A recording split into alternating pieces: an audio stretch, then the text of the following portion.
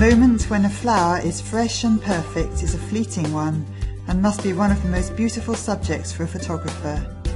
I'm Sue Bishop, and in this course we'll be looking at understanding and using natural light and colour, as well as creating satisfying compositions. In this lesson we'll look at understanding natural light and how light varies in its direction and quality. We'll explore how to make the best use of light in our photographs.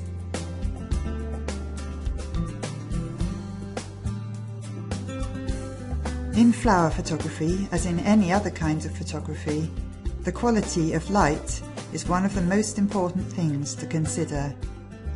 Light is extremely variable. It can be soft and diffused, or hard and bright. It can fall on your flower from above, in front, behind, or from the side, and it can vary in its colour temperature.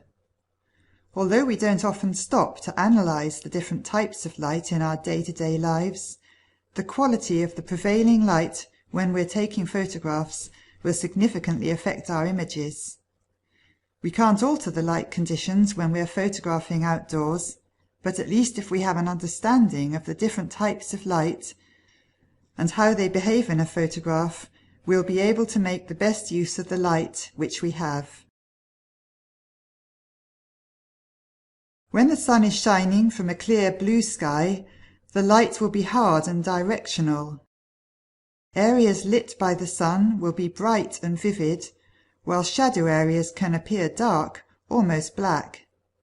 This is a very contrasty kind of light, and in a photograph it can sometimes result in highlights being very light, almost burnt out, and shadow areas being dark and blocked up if the contrast range is too great for the camera to cope with.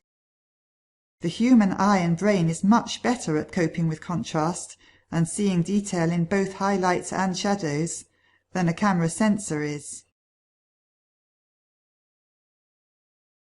In a photograph taken in hard, bright light, you will often see shadows cast by one flower onto another, or even by one petal onto another, which you didn't notice at the time because your eyes and brain were compensating for the contrast range.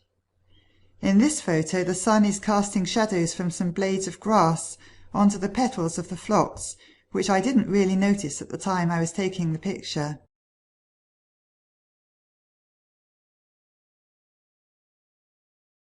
Even if the contrast range is manageable, if the hard light is coming from above or in front of the flower, it will usually be an unflattering light for it. In this picture of a dahlia, the light is coming from directly behind me and falling flat onto the flower. Light from this direction is known as front light. Notice how the petals look almost dusty and the shape and colour of the bloom are not shown to their best advantage.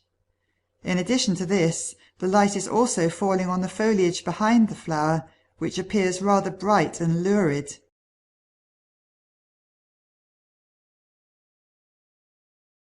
For this second photo of the same flower, I changed my position so that the light is now coming from my side and slightly in front of me at about 11 o'clock. This has completely changed the resulting image. The petals now look much richer in colour, and the sun is rim lighting the petals, giving much more of a sense of the three-dimensional shape of the dahlia. It's also no longer falling directly onto the leaves behind it, so that they are much less distracting to the eye. So when you're photographing in a hard directional light, it's important to consider the direction which the light is coming from.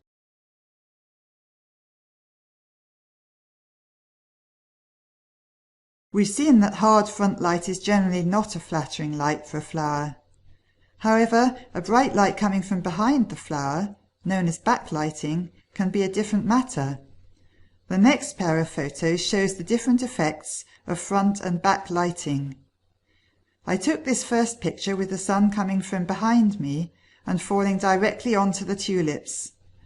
The effect is not good, revealing all the blemishes and imperfections and making the flowers look rather tired and past their best.